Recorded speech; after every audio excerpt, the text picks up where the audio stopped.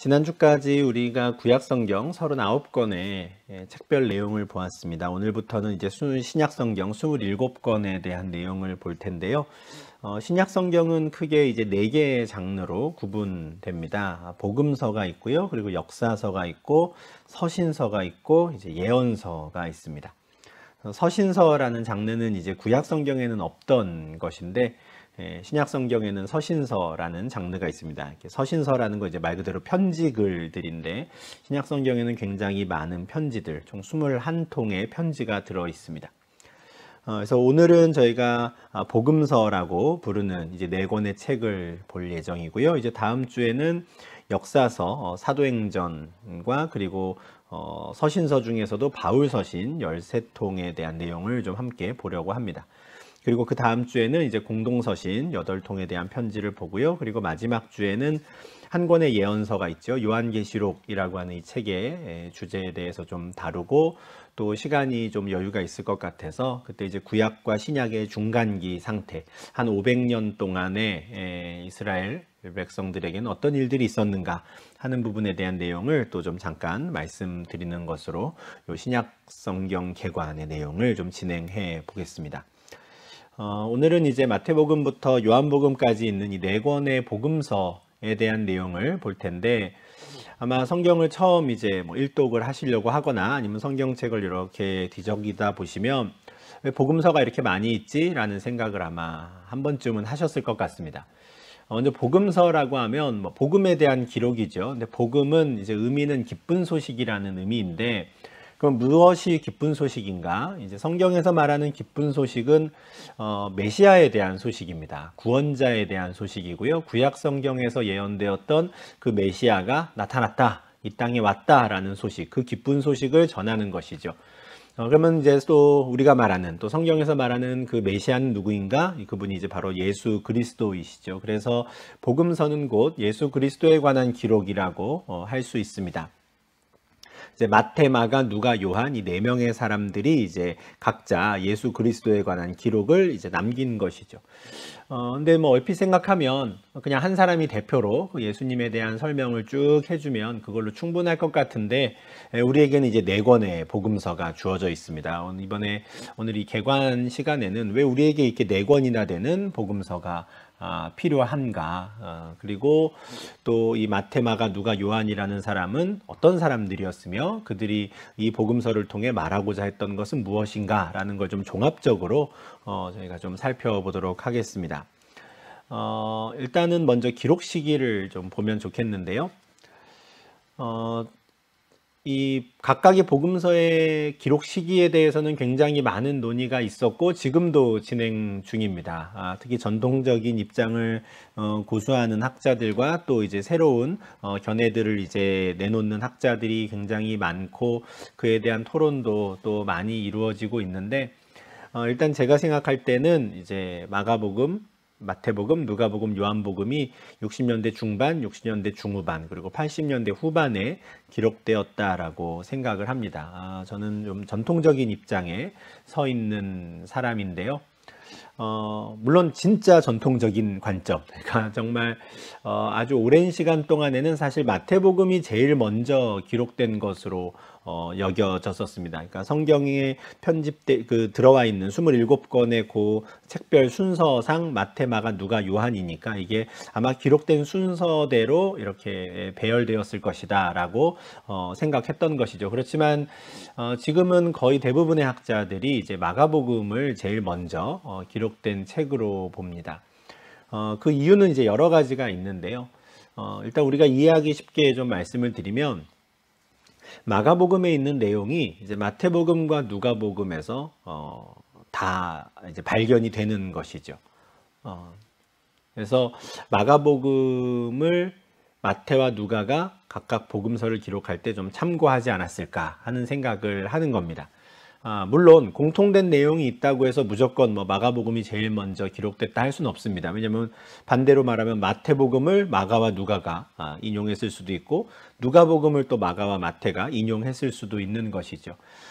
그렇지만 이제 마가복음이 제일 먼저 기록되었을 것이다 보는 또 다른 이유는, 마태와 누가는 예수님께서 태어나셨을 당시에 어떤 일들이 있었는지, 심지어 이제 누가 같은 경우는 예수님이 태어나기 전에 한 6개월 정도 먼저 태어났던 세례 요한이 태어날 때는 또 어떤 일이 있었는지까지도 굉장히 자세하게 기록을 하고 있거든요. 근데 반면에 마가복음은 이미 성인이 다 된 예수 그리스도의 사역에서부터 그냥 바로 시작을 합니다. 이런 점으로 볼 때 마가복음의 내용을 일단은 참고한 상태에서 마태와 누가가 좀 더 내용을 풍성하게 다룬 것이 아닌가, 이렇게 접근하는 것이죠. 이미 더 자세한 기록들로 마태와 누가가 있었다면 마가가 굳이 그것들을 다 삭제하고 성인이 된 예수 그리스도의 모습만을 굳이 기록할 필요는 없다라고 보는 것이죠. 그래서 분량면에 있어서도 마가복음이 훨씬 적다라는 점에서 마가복음이 먼저 기록되었고, 이것을 참고해서 마태와 누가가 좀 더 풍성하게 예수 그리스도에 대한 소식을 전했던 것 아닐까, 이렇게 순서를 생각을 하는 겁니다. 그래서 이제 마가, 마태, 누가는 이제 60년대 중반부터 이제 후반까지 이와 같은 순서로 기록되었다 보는데, 물론 뭐 마태와 누가 복음, 이 복음서들이 중에 뭐가 더 먼저 기록되었는지에 대해서는 뭐 의견이 분분합니다. 마태가 먼저 기록될 수도 있고 누가복음이 먼저 기록됐을 수도 있고 그건 상관이 없을 것 같은데, 반면에 이제 요한복음은 다른 세 복음서에 비해서 이제 한 20년간이나 후에 이제 기록이 됩니다. 상당히 뒤처져서 마지막에 기록된 이제 복음서인데, 왜 요한복음이 이제 80년대 후반에 기록되어야 했는가, 이 부분에 대해서는 이제 오늘 내용을 다루어 가면서 차차 말씀을 드리도록 하겠습니다. 근데 이 복음서의 기록 시기를 이제 논의할 때 아주 중요한 어떤 사건이 하나 있습니다. 어떤 사건이냐면, 마태복음 24장 15절과 마가복음 13장 14절에 이제 예수님께서 선지자 다니엘의 말을 인용하며 하신 말씀이 있는데요. 멸망에 가증한 것이 거룩한 곳에 선 것을 보거든, 이런 말씀입니다. 또 누가복음 21장 20절에서 예수님께서는 너희가 예루살렘이 군대들에게 에워싸이는 것을 보거든 그 멸망이 가까운 줄 알라, 이런 말씀 하시거든요. 요 마태, 마가, 누가복음에 있는 요 말씀들은 모두 예루살렘의 멸망, 그리고 예루살렘 성전의 어떤 멸망이랄까요? 그러니까 성전이 무너지는 것에 대한 예언의 말씀입니다. 근데 이게 언제 실제로 이루어지냐면 AD 70년에 로마 제국의 군대에 의해서 이 일이 이루어집니다. 로마 제국의 장군이죠. 군대 장군이 이제 디도 장군이란 사람이 제국의 병사들을 이끌고 와서 예루살렘 성을 포위하고 성을 함락시키고 예루살렘 성전을 이제 무너뜨리게 됩니다. 근데 이 역사적인 사건이 이제 AD 70년에 이제 일어나다 보니까 앞서 보여드렸던 마태, 마가, 누가에서 예수님께서 이 예루살렘 멸망에 대해 예언하신 것, 그리고 그 예언에 대한 내용을 마태, 마가, 누가가 기록한 것이 70년 이전이냐 70년 이후이냐를 놓고 이제 논의가 있는 거예요. 그래서 예수님께서 어떤 예언의 능력 같은 거는 없었다. 그리고 이 마태, 마가, 누가는 이미 예루살렘 성전이 그렇게 무너진 것을 보고 마치 그 일이 예전에 예언된 것처럼 그렇게 자기적으로 기록했다라고 생각하는 분들은 마태, 마가, 누가복음이 이제 70년 이전에 기록될 리는 없다. 그 이후에 1세기나 2세기경에 이제 기록된 것이다, 이렇게 봅니다. 그렇지만 이제 전통적인 관점에서는 예루살렘 함락 이전에 분명히 예수님께서 이에 대해 말씀하셨고, 마태, 마가, 누가가 또 이 내용들을 기록한 것 또한 실제 예루살렘 성전이 무너지는 것을 보고서야 기록한 건 아니고 그 이전에 이미 그 믿음 가운데, 확신 가운데 예수님의 말씀에 대한 기록을 남겼다, 이렇게 보는 것이죠. 저는 요 후자의 입장인데요. 그래서 복음서가 전하는 예수가 곧 하나님의 아들이시고 메시아이시다라는 이 맥락을 우리가 생각한다면 예수님께서 예루살렘 성의 함락과 성전의 함락에 대해서 뭐 어떻게 알 수 있었는가, 이런 부분에 대해서는 저희가 따로 고민하지 않아도 되지 않을까 싶습니다. 그래서 저는 이제 마태, 마가, 누가복음이 모두 AD 70년 이전에 기록된 책이다라고 생각을 하고요. 순서는 아마도 마가복음이 제일 먼저 기록되고 그리고 마태, 누가복음이 기록되고 맨 마지막에 요한복음이 기록되었을 것이다 이렇게 생각을 합니다. 근데 이제 배치 순서는 그렇지 않죠. 우리가 익히 잘 알고 있는 것처럼 마태, 마가, 누가, 요한복음의 순서로 기록되어 있습니다. 그러면 만약에 진짜로 마가복음이 제일 먼저 단 몇 년이라도 제일 먼저 기록된 것이라면 왜 굳이 마태복음을 제일 먼저 했을까? 그리고 마태와 누가가 거의 동시대에 같이 기록된 것이라면 왜 누가복음이 아닌 마태복음이 제일 먼저 나오게 되었을까? 저는 이 마태복음이 구약성경과 신약을 연결해준 아주 좋은 연결고리가 되기 때문에 이와 같은 배치 순서를 정했다라고 생각을 하는데요. 구약성경 맨 마지막 책이죠. 말라기서는 이렇게 끝났습니다. 보라, 여호와의 크고 두려운 날이 이르기 전에 내가 선지자 엘리야를 너에게 보내리니 그가 아버지의 마음을 자녀에게로 돌이키게 하고 자녀들의 마음을 그들의 아버지에게로 돌이키게 하리라. 돌이키지 아니하면 두렵건대 내가 와서 저주로 그 땅을 칠까 하노라. 이런 말씀으로 말라기서가 끝났습니다. 그 이후에 이제 중간기라고 하는 한 500년간의 시간이 쭉 지나죠. 그러니까 선지자 엘리야가 언제 올 것인가를 계속 기다리고 있는 중인 겁니다. 500년간을 기다렸어요. 선지자 엘리야가 와서 어서 아버지와 자녀들의 마음을 이제 하나 되도록 화해를 시켜주어야 하는데 대체 그 엘리야는 언제 올 것인가? 500년 동안 기다렸던 것이죠. 그런데 그 엘리야가 갑자기 유대 광야에서 나타나는 겁니다. 세례 요한이라는 사람이 유대 광야에서 전파하여 회개하라 천국이 가까이 왔느니라 라고 외치고요. 이 외침을, 이 선포를 듣고 수많은 유대인들이 이 세례 요한을 찾아옵니다. 그리고 회개하고 그 회개의 세례를 요단강에서 받죠. 아버지의 마음을 자녀에게로, 자녀들의 마음을 아버지에게로 돌이키는 일을 이제 세례 요한이 하는 겁니다. 근데 분명히 선지자 엘리야라 그랬는데 왜 세례 요한이라고 하는 전혀 엉뚱한 이름의 사람이 등장해서 이런 일을 하는가? 사람들도 궁금해했어요. 저 세례 요한이 혹시 그 선지자 엘리야일까? 궁금해했습니다. 그 부분에 대해서 예수님이 이렇게 확답을 해주시죠. 오리라 한 엘리야가 곧 이 사람이니라. 맞다고 확인해 주시는 겁니다. 그 세례 요한이 말라기가 예언한 엘리야 맞아 하시는 것이죠. 이 마태복음에 바로 이에 관한 내용이 분명히 담겨 있기 때문에 저는 다른 복음서보다는 마태복음이 제일 먼저 온 것 아닌가 하는 것이죠.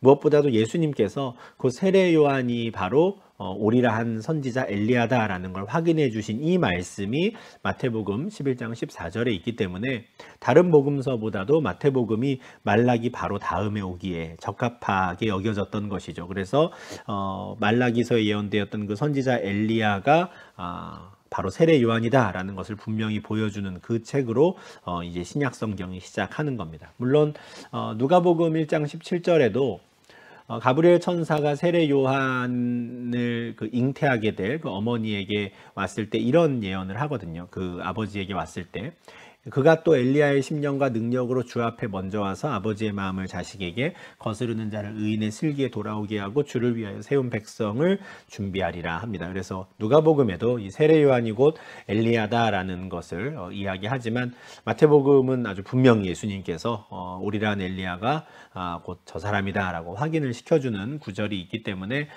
다른 복음서보다는 좀 더 순서상 좀 매끄럽게 연결시켜 줄 수 있었던 것 아닌가 싶습니다. 그래서 순서는 마태복음이 제일 먼저 나오고 그리고 마가, 누가, 요한 이 순서로 이제 배열이 되는 것입니다.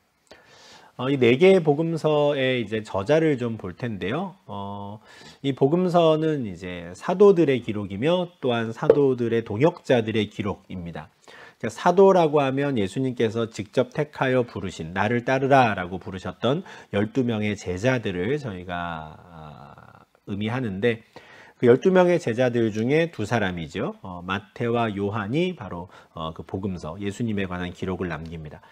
사도들의 기록이라고 한다면 이 기록은 아주 믿을 만한 기록이 될 겁니다. 왜냐하면 12명의 제자들은 3년간 예수님과 동거동락하며 예수님의 말씀을 가장 가까이에서 듣고 예수님과 함께 식사하고 예수님을 직접 보고 만졌던 제자들이기 때문에 이 두 사람의 이 사도들의 기록은 단연 우리가 믿을 만하다라고 할 수 있을 겁니다.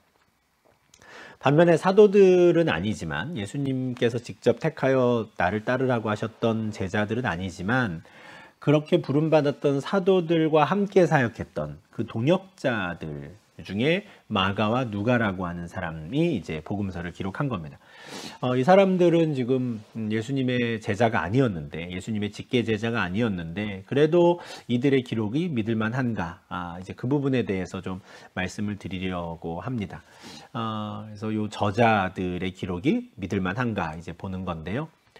먼저 마태 같은 경우는 말씀드린 대로 예수님께서 직접 그를 택하여 부른 제자였기 때문에 마태복음의 내용은 아주 믿을만 할 겁니다. 물론 정말 첫 번째 복음서의 저자가 마태냐 맞냐 이거에 대해서도 학자들은 굉장히 많이 논의를 하지만 저희는 전통적인 관점을 그대로 마태복음이라고 하는 마태가 기록했다고 교회가 받아들여왔던 그 저자를 그대로 이제 따르는 겁니다. 마태복음 9장 9절에 보면 이 마태라는 사람은 세관에서 일하던 세리였습니다. 그래서 다른 복음서에 이제 레위라고도 설명이 되어 있기도 한데 이 마태가 세관에서 일하고 있을 때 예수님께서 나를 따르라 하셨고 따른 사람이죠. 그래서 마태복음은 마태가 저자이기에 믿을만하다라고 할 수 있을 겁니다. 요한도 마찬가지입니다. 요한도 세베대 아들 야고보와 그의 형제 요한이 그의 아버지 세베대와 함께 배에서 그물 깁는 것을 보신 예수님이 직접 그들을 부르시죠. 그래서 야고보와 요한 이 두 형제가 바로 다 같이 예수님을 따르는 제자들이 됩니다. 그래서 예수님의 12제자 중에 한 사람의 기록이니 당연히 요한복음 또한 우리가 믿을만하다 할 수 있을 겁니다. 이제 문제는 이제 마가와 누가인데요. 마가의 기록을 우리가 얼마나 믿을 수 있는가 하는 겁니다. 일단 마가라는 사람에 대해서 좀 성경에 나오는 여러 흔적들을 좀 한번 따라가 보며 마가라는 사람에 대해서 좀 알아보겠습니다. 이 사람의 이름이 이제 역사서에서 제일 먼저 등장하는 건 사도행전 12장 12절입니다. 깨닫고 마가라는 요한의 어머니 마리아의 집에 갔다라는데 여기서 깨닫고 누가 깨달았냐면 이제 베드로가 깨달은 거예요. 사도행전 12장에는 이제 사도들이 이제 왕으로부터 핍박을 당하는 압제를 당하는 장면이 있는데 야고보는 이제 감옥에 갇혀서 헤롯 왕에 의해서 이제 순교를 당하고요. 이제 베드로도 감옥에 가두죠. 그런데 그 베드로의 경우에는 하나님께서 천사를 보내셔서 그를 감옥에서 이제 구해내십니다. 하나님께서 나를 건져주셨구나라는 것을 깨닫고입니다. 감옥에 갇혀있던 베드로가 비몽사몽간에 어느새 정신을 차려보니 이제 밖에 나와 있는 것이죠. 하나님께서 나를 구원해 주셨구나라는 사실을 그가 깨닫고 마가라 하는 요한의 어머니 마리아의 집으로 갑니다. 그리고 그곳에 가서 그곳에서 자신을 위해 기도하고 있었던 많은 성도들, 형제들을 만나게 되는 것이죠. 여기에 나온 이제 마가라 하는 요한이라는 요 사람이 이제 마가복음의 저자 마가입니다. 그러니까 감옥에 갇혔던 베드로가 감옥에서 나온 이후에 제일 먼저 달려간 곳이 바로 이 마가의 어머니 집이었어요. 그러니까 마가의 어머니니까 마가의 집이기도 하겠죠. 마가의 어머니의 집으로 달려갑니다. 이 말은 무슨 말이냐면 초대교회 당시에 이 마가라는 사람의 집, 그의 어머니의 집이 초대 예루살렘 교회 성도들의 아지트였다는 겁니다. 그곳에서 예루살렘 교회가 출발한 것이죠. 사도행전 1장에서 예수님께서 승천하신 것을 이제 다 지켜본 사도들과 그리고 다른 제자들이 예루살렘 성으로 다시 돌아와서요. 그들이 유하는 다락방으로 들어갔다라고 1장 13절에서 말씀합니다. 여기서 말하는 그들이 유하는 다락방도 마가라는 요한의 어머니 마리아의 집에 있는 다락방이었습니다. 그러니까 그곳에서 바로 이 집에서 성령이 임하셨고 바로 이 집이 초대 예루살렘 교회의 출발점이 되었던 곳이죠. 그러하다면 당연히 모든 사도들 그리고 모든 초대교회 성도들은 이 마가라는 사람을 알고 있었을 겁니다. 예수님의 12제자들을 삼촌 부르면서 따라다녔던 어린 학생이나 청년, 젊은 청년이었을 수도 있겠습니다. 그러니까 초대교회 모든 성도들, 사도들이 모두 알고 있던 그 집의 아들이었던 거예요. 이 사람에 대한 기록이 이제 이렇게 등장을 하는데 이 마가라 하는 요한이 사도행전 13장 13절에서 또 한 번 등장합니다. 바울과 바나바가 안디옥 교회에 파송을 받아서 첫 번째 전도 여행을 떠났을 때 이 마가라는 요한이 그들과 함께 했었고요. 지금은 사이프러스라고 하는 구브로 섬에 가서 사역을 하고 이제 터키의 남부 지역 성경에는 이제 밤빌리아에 있는 버가라고 하는데 지금은 이제 안탈리아라고 하는 도시, 이 동쪽에 있는 또 작은 항구 도시인데 그 버가로 이동했습니다. 그런데 그 버가로 도착을 했을 때 마가라는 요한은 계속해서 전도 여행을 함께하지 않고 그 팀에서 이탈해서 예루살렘에 있는 자기 어머니의 집으로 돌아가 버립니다. 아마 구브로 섬에서의 사역이 굉장히 힘들었던 것 같고요. 그러다 보니 계속된 그 사역을 이어나갈 자신이 없었던 것 같습니다. 참 무책임한 행동을 했다고 할 수 있는데 실제로 이 사건이 이후에 큰 문제가 됩니다. 바울과 바나바가 이제 안디옥 교회에 파송을 받아서 다시 한번 전도 여행을 이제 하려고 했을 때 바나바가 이 마가라는 요한을 다시 한번 데리고 가려고 하거든요. 근데 바울이 그것에 반대합니다. 왜냐하면 앞서 한번 전력이 있는 사람이라는 것이죠. 전도 여행 중에 팀을 이탈해서 그냥 무책임하게 예루살렘으로 돌아가 버렸던 그 사람을 또 데리고 가는 건 옳지 않다라고 주장합니다. 그래서 결국 바울과 바나바가 심히 다투고 피차 갈라서게 되는 거예요. 안디옥 교회는 예루살렘 교회 다음으로 세워진 두 번째로 세워졌던 교회이고요. 이방인 교회로는 최초로 세워졌던 교회입니다. 근데 그곳에서 함께 사역하던 바울과 바나바가 이 마가라는 요한이라는 이 청년의 문제로 대판 싸우고 깨지게 된 것이죠. 그러니까 아주 교회를 큰 시험에 들게 만든 청년이었던 겁니다. 그리고 이후에 사도행전에서 이 마가라는 요한에 대한 기록은 사라집니다. 왜냐하면 사도행전은 이제 바울의 사역을 계속 따라가기 때문에 그렇습니다. 그러면은 그 정도의 문제를 일으켰던 무책임한 사람의 기록이라면 마가복음은 우리가 좀 신뢰할 수 없는 것 아닌가 생각할 수도 있겠습니다. 그런데 사도행전에 나와 있는 마가라는 요한의 모습은 요 정도까지인데 뜻밖에도 이 사람의 이름이 바울의 편지와 베드로의 편지에 자주 등장을 합니다. 골로새서 4장 10절에 이제 이 이름이 또 나오는데요. 나와 함께 갇힌 아리스다고와 바나바의 생질 마가와 이 마가에 대하여 너희가 명을 받았음에 그가 이르거든 영접하라 합니다. 골로새에서는 바울이 로마에 있는 감옥에 갇혀 있을 때 쓴 편지거든요. 그가 아리스다고라는 사람과 함께 이제 갇혀 있었던 것 같은데, 근데 이 골로새에서의 이제 편지를 이제 보낼 때 바나바의 생질 마가에 대해서 이야기를 합니다. 마가가 혹시 너희에게 이르거든 잘 영접해라 하는 거예요. 이 말씀을 보니까 바울과 마가가 함께 있었구나, 바울과 마가가 동역하고 있었구나라는 사실을 알게 됩니다. 이 마가라는 청년 때문에 바울은 바나바와 심히 다투었고 팀이 쪼개지기까지 했는데 대체 그 이후에 어떤 일이 있었길래 다시 바울과 마가가 함께 사역을 하게 되었는가 참 궁금한데 저희가 그 부분에 대해서는 알 수가 없습니다. 근데 분명한 건 바울이 마가와 함께 로마에 있었다라는 것이죠. 디모데후서 4장 11절에는 이런 말씀도 있습니다. 누가만 나와 함께 있느니라 내가 올 때에 마가를 데리고 오라. 그가 나의 일에 유익하니라. 디모데후서는 바울이 쓴 마지막 편지라고 저희가 알고 있는데 그 마지막 편지를 디모데에게 보낼 때 지금 바울은 또 로마 감옥에 갇혀 있는 상태거든요. 근데 누가라는 사람만 지금 바울과 함께 있습니다. 많이 외롭습니다. 그래서 디모데 보고 지금 좀 와달라고 하는데 디모데가 올 때 혼자 오지 말고 마가를 데리고 오라는 거예요. 그리고 마가가 나의 일에 유익하다라고 하죠. 아주 놀라운 저는 고백이라고 생각하는데, 변화라고 생각하는데, 이 마가 때문에 정말 너무 무책임하다고, 우리를 그렇게 팀을 떠나서 다시 집으로 가버린 청년을 또 데리고 갈 수 없다라고까지 완강히 말했던 바울이지만 이제 그가 마가에 대해서 그가 나의 일에 유익하다 이렇게까지 평가를 하는 겁니다. 빌레몬서 1장 24절에서는 마가에 대해서 나의 동역자라고까지도 말해요. 참 마가라는 사람이 궁금해지는 순간이죠. 어떤 변화와 어떤 성숙한 계기가 있었길래 바울에게 이렇게까지 인정받는 사람이 되었는가. 베드로전서에서도 이 마가에 대한 또 각별한 애정을 담은 표현이 나옵니다. 베드로가 이렇게 부르는 건데요. 내 아들 마가입니다. 그러니까 이 마가라는 청년은 바울과 베드로 그리고 그 앞서 바나바까지도 참 사랑하고 아꼈던 청년이에요. 그가 아직 성숙하지 못했을 때에는 이런저런 우여곡절, 심지어 교회에 큰 시험이 들게 하는 사건도 일으키기는 했지만 어느새 그가 성숙한 신앙인이 되어서 바울의 동역자가 되었고 베드로의 아들과 같이 여기는 사역자가 된 겁니다.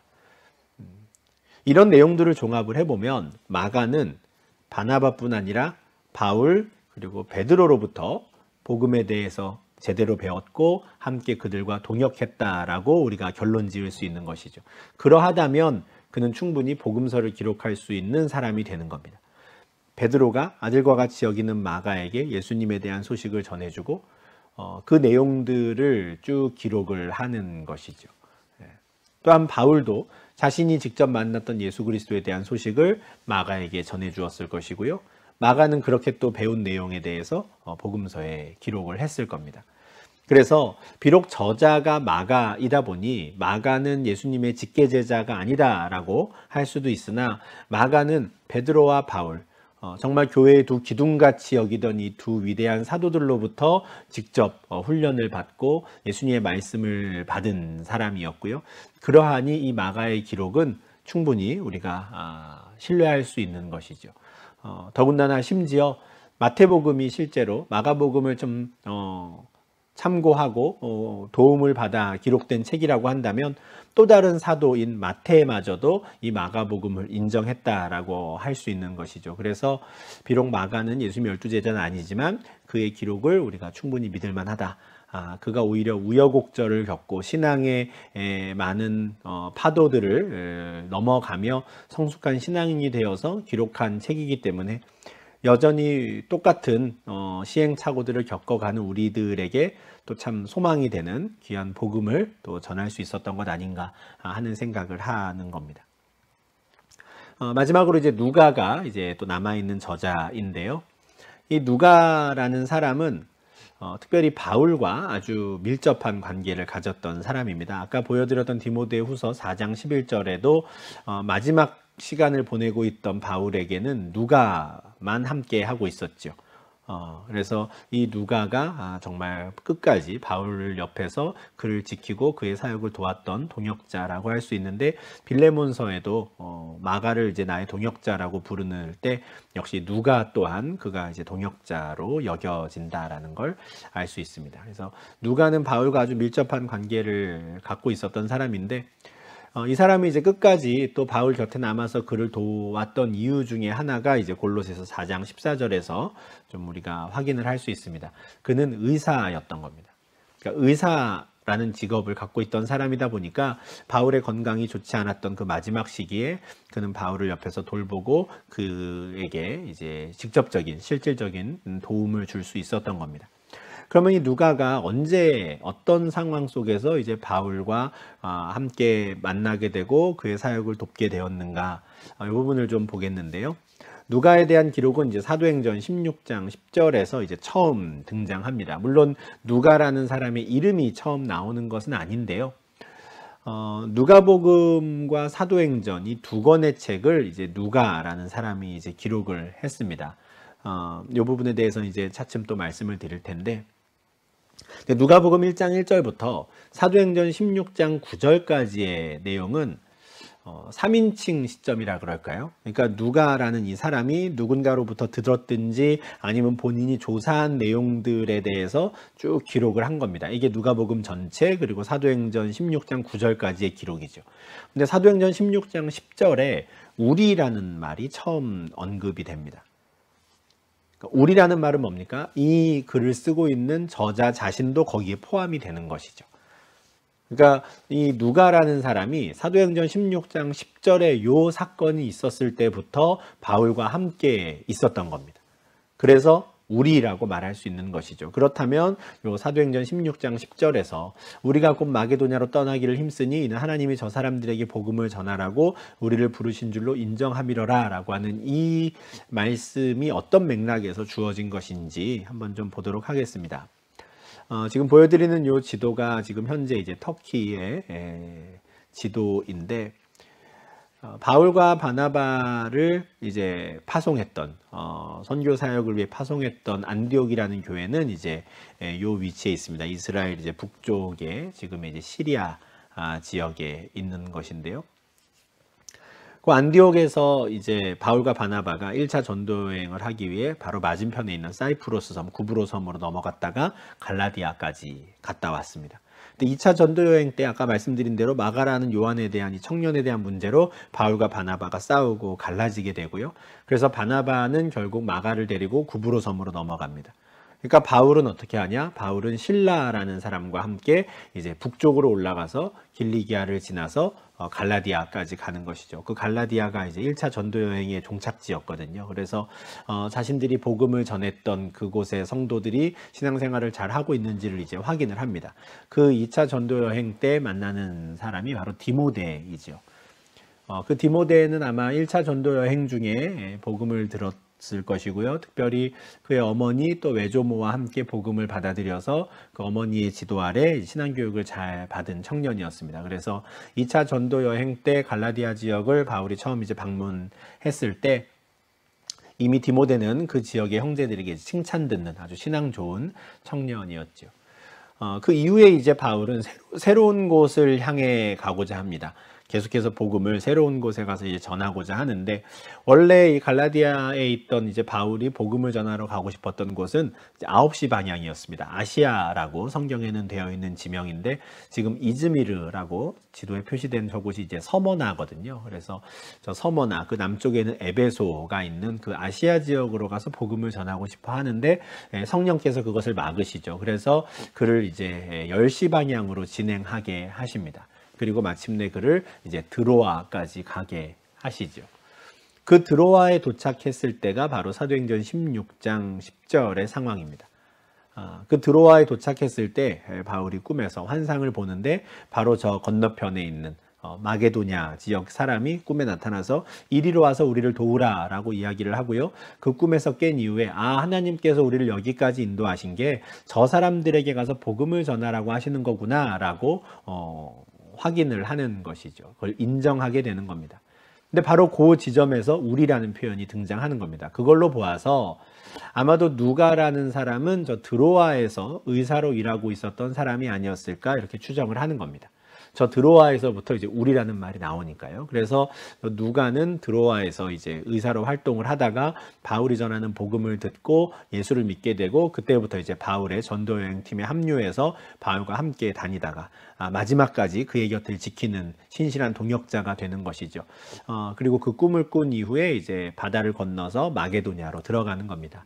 그래서 사도행전에 보면은 빌립보를 이제 마게도냐의 첫 성, 제일 큰 성이라고 이야기를 하는데, 이때부터 이제 누가는 바울과 함께 복음을 전하는 사역을 하게 되는 겁니다.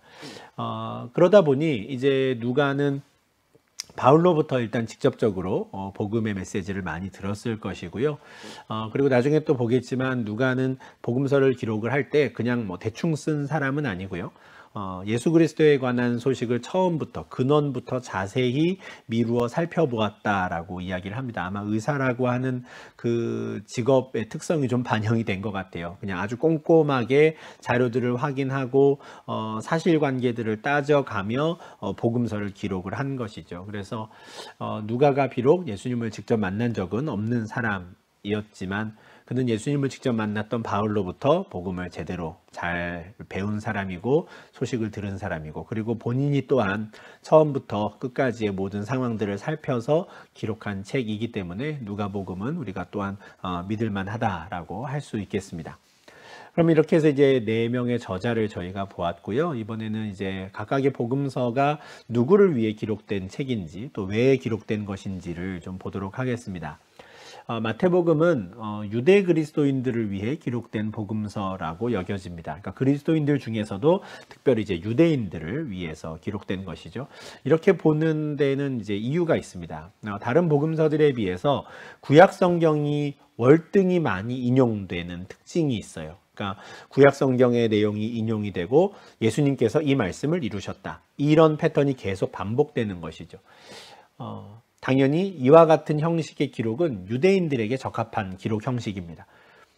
이방인들은 구약의 율법이 뭔지도 모르고요, 구약에 어떤 내용이 있는지도 모릅니다. 근데 그런 사람들에게 구약을 계속 인용하면서 이것들을 예수가 이루셨어 라고 말하는 건 사실은 그리 좋은 전도 방법이 아니죠. 예수님에 대한 소식을 효과적으로 전할 수 있는 방법이 아닙니다. 오히려 구약을 계속 인용하면서 이렇게 구약 성경에 예언된 내용을 이루신 메시아가 나타나셨어. 그분이 바로 예수야라고 계속 이야기를 하는 것. 이것은 이제 유대인들에게 아주 적합한 복음을 전하는 방식이 되는 것이죠. 또한 15장 3절에서도 너희의 전통으로 하나님의 계명을 범하느냐라고 할 때 이 전통이 무엇인지에 대해서 막 구구절절히 이야기하지 않습니다. 그러니까 유대인들은 이미 잘 알고 있는 내용들이라는 것이죠. 또한 구조와 형식에서도 좀 유대인들을 염두에 두고 이 복음서를 기록한 것 아닌가라고 생각할 만한 요소가 있는데요. 바로 예수님의 설교를 크게 5덩어리로 나누어서 기록했다라는 겁니다. 5개의 강화라고 우리가 이야기를 하는데, 예수님께서 사람들 사이에 다니시며 그들을 고치시고 치료하시는 많은 사역들을 하는 중에 예수님께서 하시는 말씀들을 특별히 크게 5개의 덩어리로 이렇게 모아 놓았어요. 저는 좀 의도적으로 이렇게 좀 순서를 정하였다라고 생각을 하는데, 이걸 크게 5개의 덩어리로 이야기한 것을 또 모세오경을 염두에 둔 것 아닌가 이렇게 설명하는 분들이 많이 계십니다. 그러니까 유대인들을 위해서 설명을 하는 거다 보니 하나님께서 모세를 통해 창세기부터 신명기까지의 말씀을 주셨던 것처럼 예수님을 통해서 우리에게 이렇게 5개의 큰 덩어리의 말씀을 주셨다, 이렇게 구조적으로 받아들이게 하는 것이죠. 물론 유대 그리스도인들을 향해 쓴 복음서라고 하더라도 이 복음서의 내용 자체는 유대인들에게만 해당되는 폐쇄적인 내용은 아닙니다. 지금 보여드리는 요 5개의 설교 강화들의 주제만 보시더라도 제일 처음 산상수는 이제 마치 유대인들을 향한 말씀인 것처럼 보여요. 복 있는 사람에 대해서 이야기하시더니 그 다음에는 율법에 이런 말이 있지, 나는 너에게 이렇게 가르칠게, 이런 식으로 가르치시거든요. 율법에서는 간음에 대해 이렇게 이야기했으나 나는 너에게 이렇게 전한다. 율법에서는 살인에 대해 이렇게 가르쳤지만 나는 이렇게 가르친다. 그러니까 구약의 율법을 잘 알고 있는 유대인들을 대상으로 예수님이 가르치시는구나 라는 것들이 많이 느껴지거든요. 그런데 점점 시간이 지나면서 하나님께서는 당신의 백성 공동체를 점점 확장해 가십니다.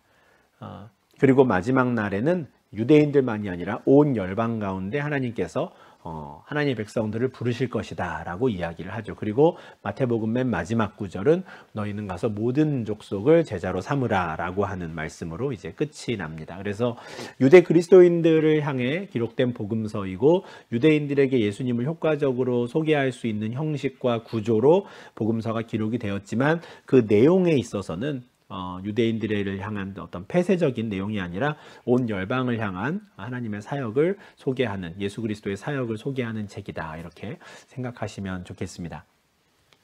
반면에 마가복음은 이제 로마에 있는 이방 그리스도인들을 향해 기록된 책이다라고 저희가 생각을 합니다.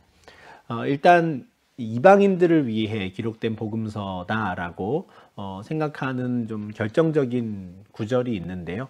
7장 3절과 4절입니다. 이 내용에 보면 바리새인들과 모든 유대인들은 장로들의 전통을 지켜 손을 잘 씻지 않고서는 음식을 먹지 아니하며, 또 시장에서 돌아와서도 물을 뿌리지 않고서는 먹지 아니하며, 그 외에도 여러 가지를 지켜오는 것이 있으니 잔과 주발과 놋그릇을 씻음이러라, 이런 말씀이거든요.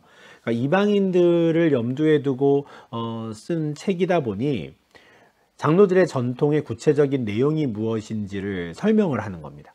그러니까 유대인들을 대상으로 썼다면 굳이 이런 설명을 하지 않아도 되는 거예요.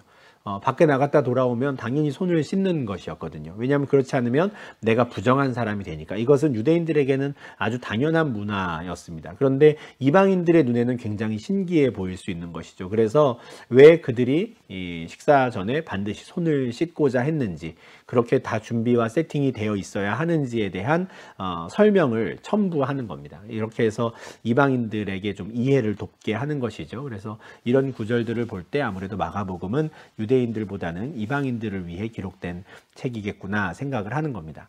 또한 특별히 이것이 이제 로마에 있는 이방 그리스도인들을 위한 것이었을 것이다 추정하는 것은 앞서 보았던 베드로전서 5장 13절 말씀 때문에 그렇습니다. 베드로가 택하심을 함께 받은 바벨론에 있는 교회가 너희에게 문안하고 내 아들 마가도 그리하느니라, 이런 말을 하거든요. 신약 성경에서 말하는 바벨론은 상징적인 존재인데 바로 로마 제국을 의미합니다. 구약 시대 때 남유다 왕국을 멸망시켰던 자들이 이제 바벨론 제국이었죠. 하나님 나라를 대적하는 가장 대표적인 제국이고 결국 예루살렘을 멸망시킨 제국이 바벨론입니다. 이제 초대교회 당시에 로마가 바로 바벨론과 같은 존재였던 거예요. 하나님의 백성들을 압제하고 탄압하고 아까 말씀드린 대로 결국에는 AD 70년에 다시 한번 예루살렘을 함락시키는 것도 로마 제국이죠. 그래서 초대교회 성도들은 로마를 바벨론이라고 불렀습니다. 상징적인 이름으로 이제 부르는 것인데 베드로가 이 편지를 보낼 때 바벨론에 있는 교회와 함께 있었어요. 그러니까 다시 말하면 베드로가 로마에 있는 성도들과 함께 이 편지를 보낸 것이죠. 근데 그 베드로가 로마에 있을 때 마가가 또 함께 있었던 겁니다.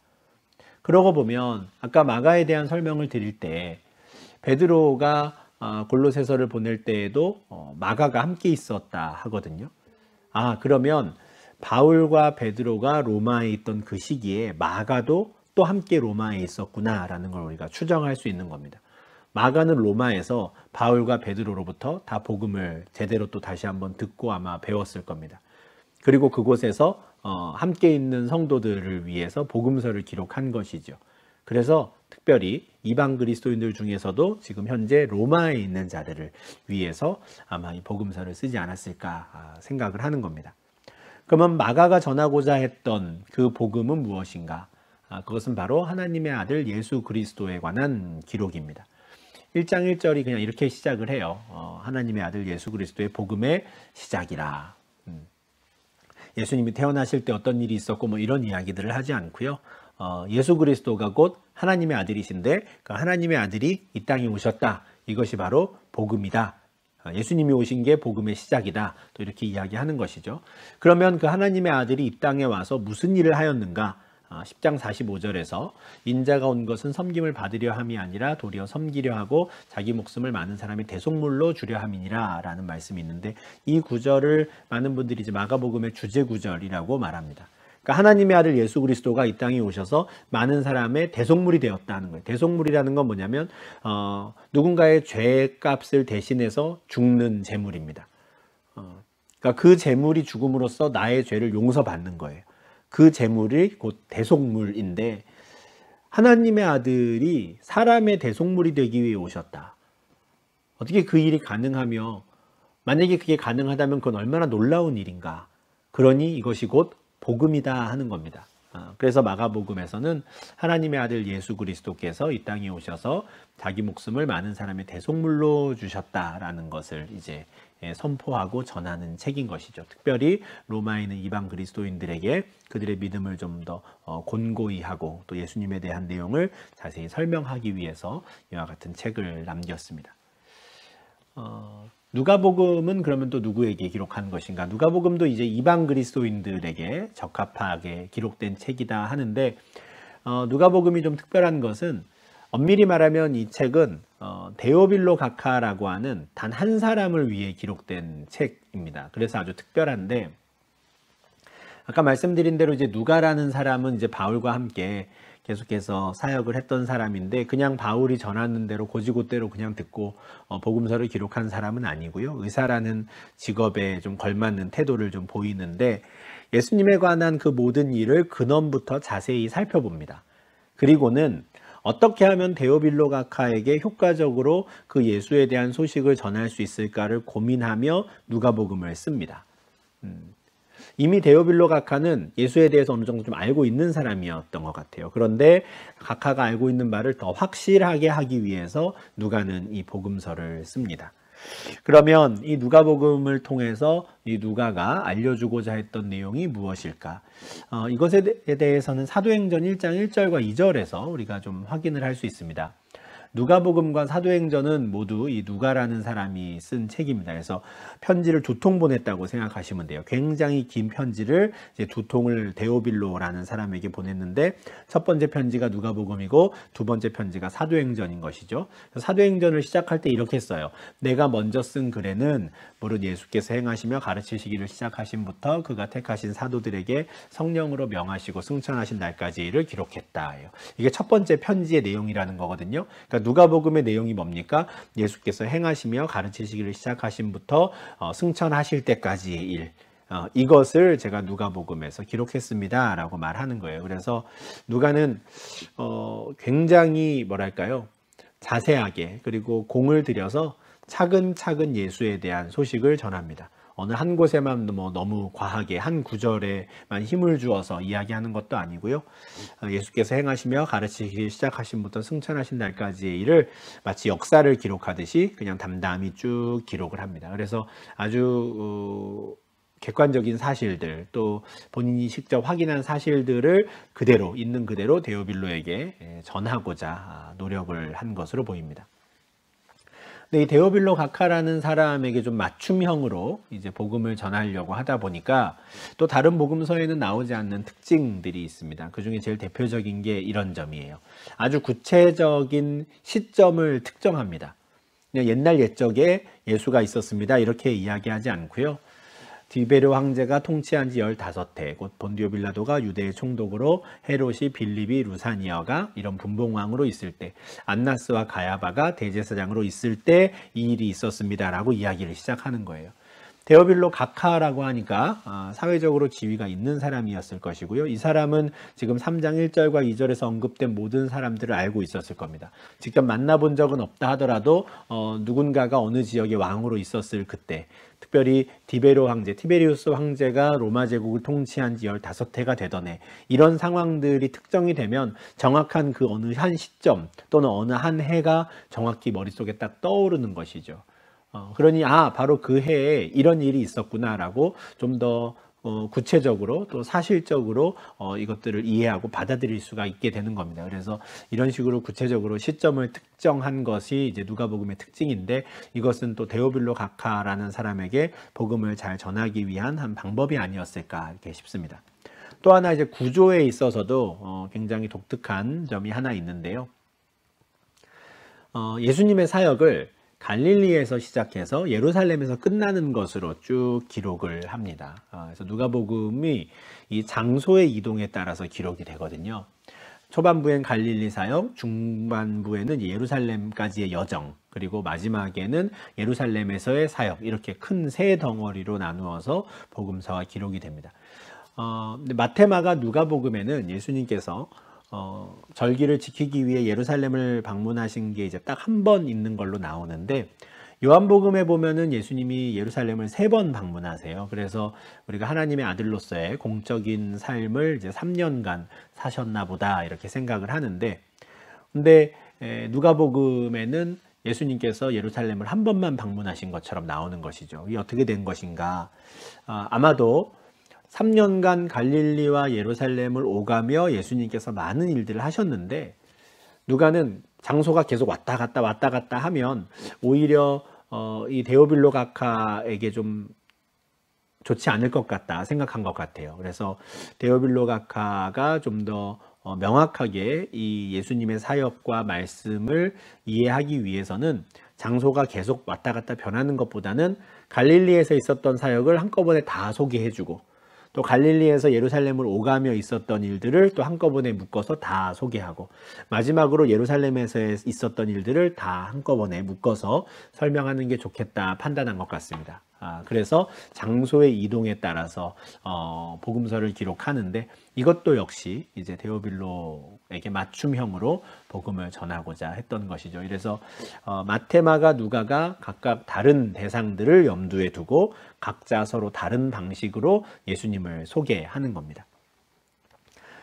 반면에 요한복음은 시기적으로 한 20년 정도 뒤에 기록된 것이라고 말씀을 드렸는데, 요한복음은 유대 그리스도인들 또는 이방 그리스도인들 이렇게 민족에 따라서 그 대상을 나누었다라는 생각은 들지 않습니다.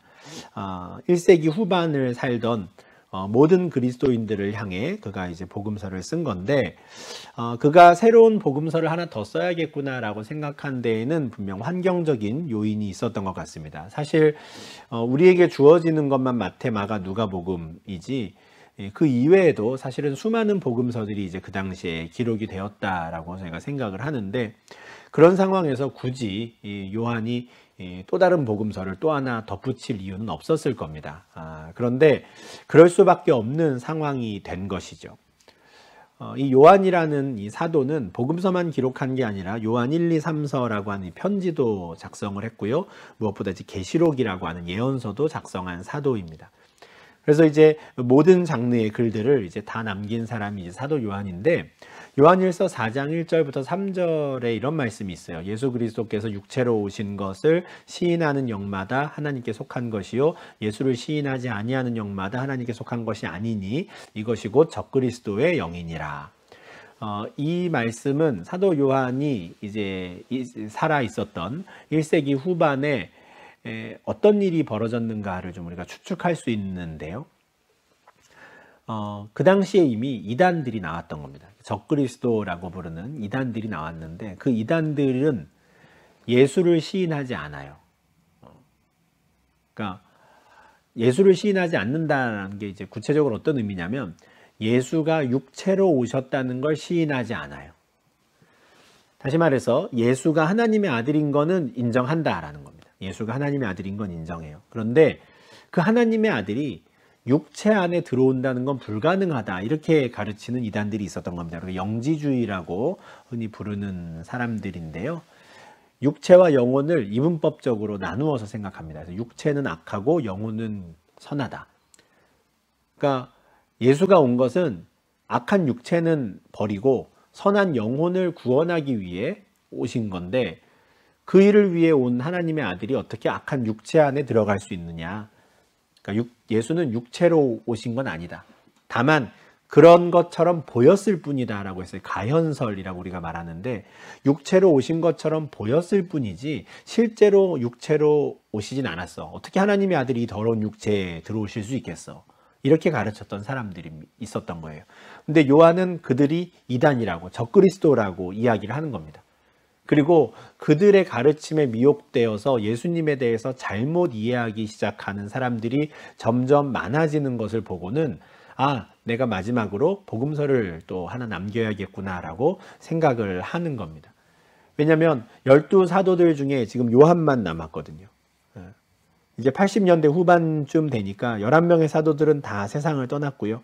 마지막으로 요한만이 남아 있었습니다. 그러니까 요한이 죽으면 내가 예수님을 보았다, 내가 예수님을 만졌다라고 할 수 있는 사도들이 이젠 더 이상 이 땅에 존재하지 않는 겁니다. 12명의 제자들뿐 아니라 예수님을 따랐던, 그리고 예수님을 직접 보았던 많은 사람들이 있었으나 그 사람들도 이제 거의 대부분 세상을 떠난 상태였거든요. 그러니 자기가 이와 같은 기록을 남기지 않으면 이 영지주의자들, 이 적그리스도의 이 잘못된 가르침에 사람들이 다 넘어가서, 하나님의 아들은 육체로 오시진 않았어. 그냥 우리의 영혼만을 구원하러 오신 분이야. 이렇게 잘못 알게 될까 염려했던 것이죠. 그래서 요한은 마테마가 누가랑은 완전히 다른 형태의 방법으로 예수님을 전합니다. 요한복음이 이렇게 시작하죠. 태초에 말씀이 계시니라. 이 말씀이 하나님과 함께 계셨으니 이 말씀은 곧 하나님이시니라. 태초에 하나님이 천지를 창조하셨던 그때 말씀이라는 존재가 함께 계셨다라는 거예요. 그런데 바로 그 말씀이 육신이 되어서 우리 가운데 거하셨다라고 선포합니다. 바로 이 사실을 영지주의자들이 부인하고 있었던 거거든요. 그래, 예수가 하나님의 아들인 것은 우리가 인정할게. 그런데 그분이 육체로 오시진 않았어. 이렇게 말하고 있었는데, 바로 그 사실을 정확하게 반박하는 겁니다. 태초에 말씀이라는 분이 계셨고 그 말씀이 곧 예수 그리스도인데, 그분은 육신이 되어서 이 땅에 오셨다라고 아주 분명히 선포하는 걸로 복음서를 시작하는 겁니다. 영지주의자들을 염두에 두고 있고 그들의 가르침에 미혹될 법한 그 그리스도인들을 염두에 두고 이렇게 복음서를 시작하는 것이죠. 그리고 요한복음에는 표적에 관한 이야기가 굉장히 많은데요.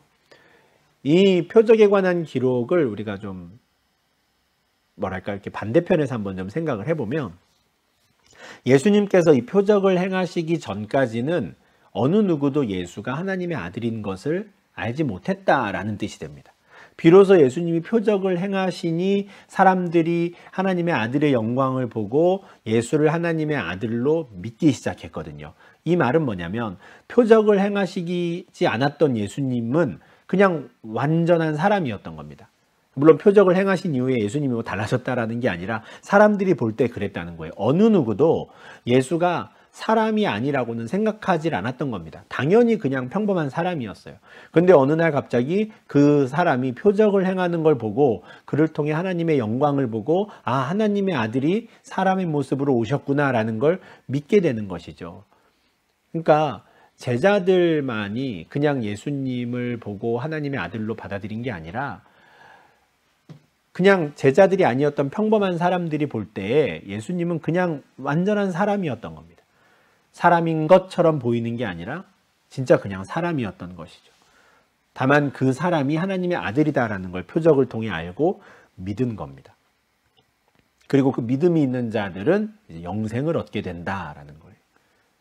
독생자가 사람의 몸을 입고 왔다라는 사실을 믿는 자, 그 자는 영생을 얻는다라는 거예요. 영지주의자들은 이제 영혼은 선하고 육체는 악하기 때문에 육체는 버리시고 하나님께서 예수 그리스도를 통해서 영혼만 구원하신다 이렇게 가르쳤어요.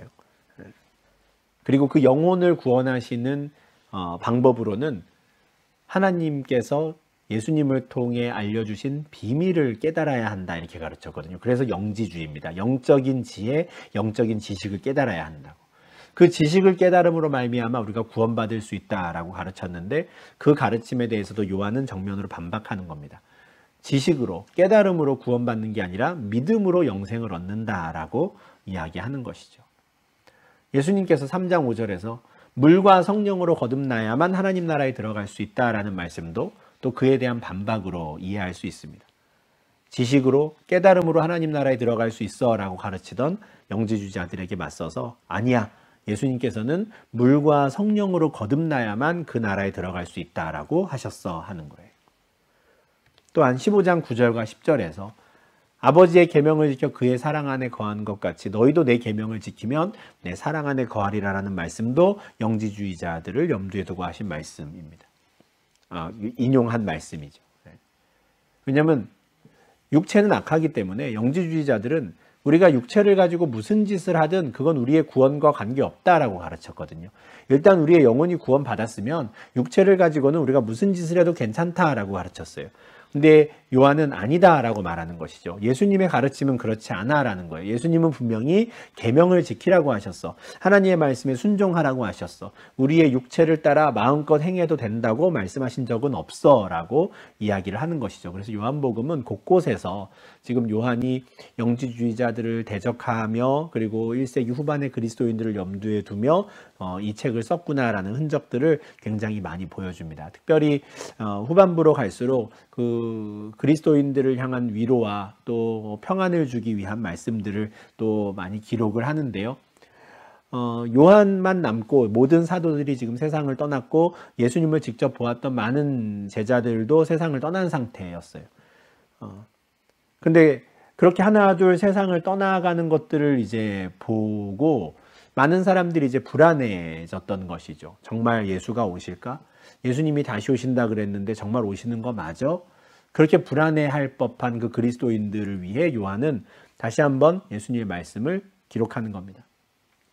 내가 너희를 고아와 같이 버려두지 아니하고 너희에게로 오리라. 비록 아직까지 예수님은 오시지 않았지만 반드시 오신다고 약속하셨어. 내가 들었어 라고 요한은 이야기를 하는 겁니다. 그러니 너희들은 불안해하지 말고 평안을 가져. 우리는 저 영지주의자들의 가르침에 미혹되어서 쪼개지고 갈라져서는 안 돼. 예수님께서 우리를 위해 기도해 주셨던 것도 우리가 하나 되기를 바라셨으니 우리는 그 하나 되기를 힘써야 돼 라고 이야기를 하는 것이죠.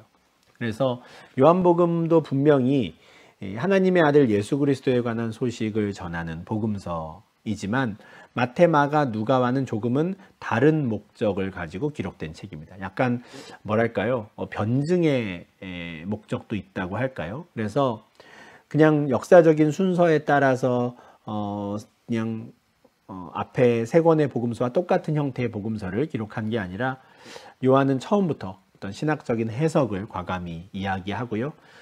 육체로 오신 하나님의 아들에 대한 내용들을 구체적으로 이야기하고, 지식이나 깨달음이 아니라 오직 믿음으로 우리가 하나님 나라에 들어갈 수 있음을 또 강조한 책입니다.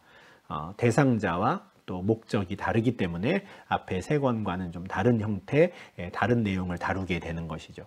그래서 우리는 크게 네 개의 복음서를 이렇게 구분을 합니다. 마태, 마가, 누가는 좀 공통된 관점에서, 비록 누구는 유대인을 위해 누구는 이방인을 염두에 두고 썼으나 목적은 같다라는 거예요.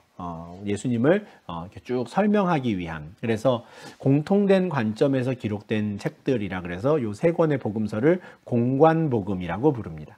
반면에 요한복음은 이제 공관복음이라고 부르지 않아요. 전혀 새로운 관점, 새로운 목적에서 기록된 복음서이기 때문에 그렇습니다. 그래서 네 개의 복음서는 또 공관복음과 요한복음으로 구분될 수 있다. 이 점도 좀 염두에 두시면 좋겠고요. 그렇지만 이 네 개의 복음서를 통해서 각각의 저자들이 강조하고자 했던 정말 핵심이라고 할 수 있는 주제는 또 같습니다. 마태복음은 한 4분의 1 정도 분량, 또 마가복음은 한 3분의 1, 누가복음은 한 5분의 1, 요한복음은 거의 절반에 가까운 분량을 공통된 어떤 시기에 관해 기록을 하고 있습니다. 바로 예루살렘에서 예수님께서 보내셨던 마지막 일주일에 관한 기록을 이렇게 많은 부분을 할애해서 네 권의 복음서에서 다 기록하고 있거든요.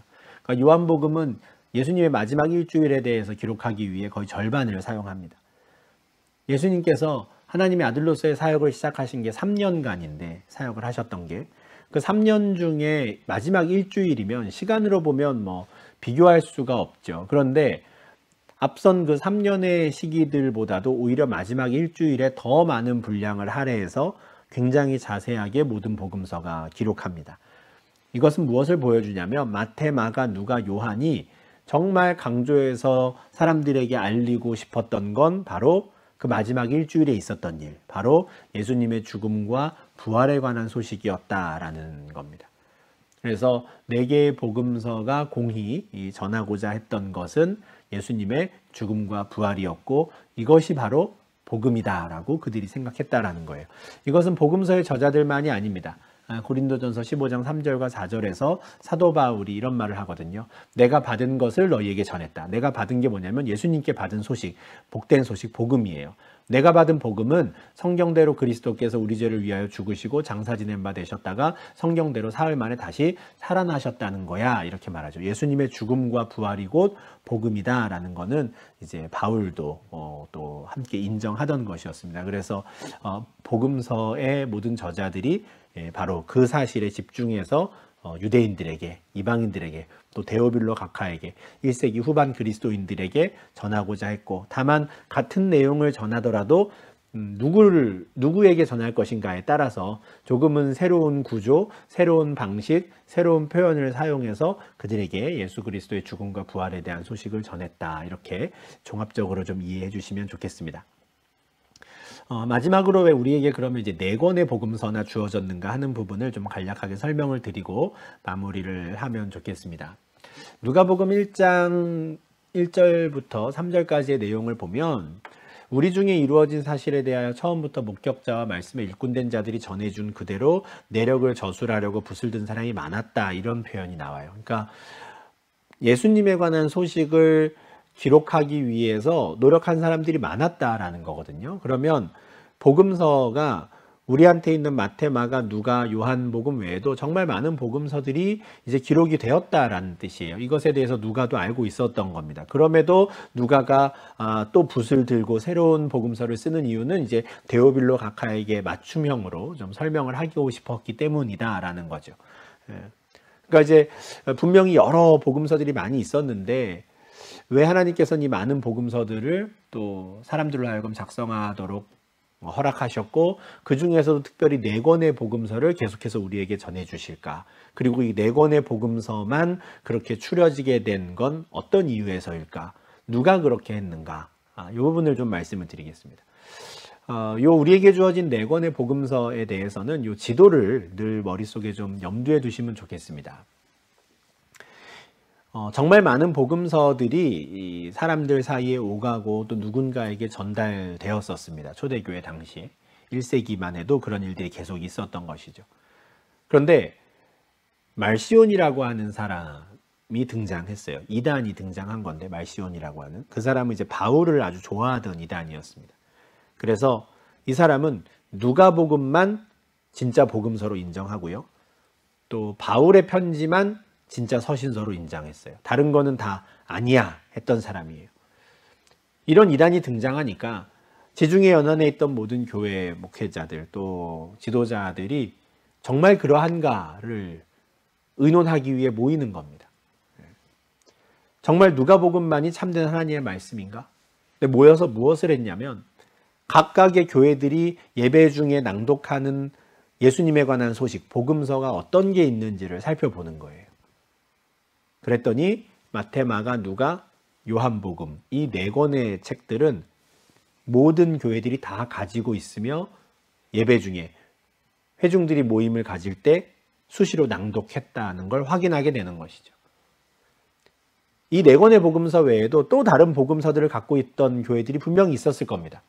그런데 어떤 복음서는 한 교회만 가지고 있고 다른 교회는 가지고 있지 않고, 이런 것들은 모든 교회에게 주신 하나님의 말씀으로 받아들여지지 않았던 거예요.